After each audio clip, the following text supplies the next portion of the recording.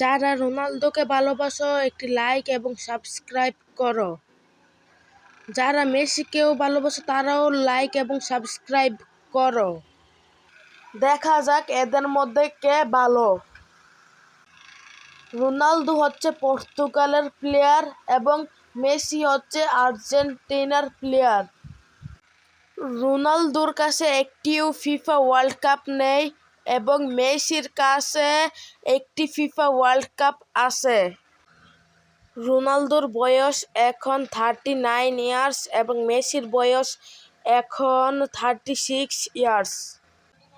Ronaldo এখন আল নাসেরের পক্ষে খেলে এবং মেসি এখন ইন্টার মিয়ামির পক্ষে খেলে।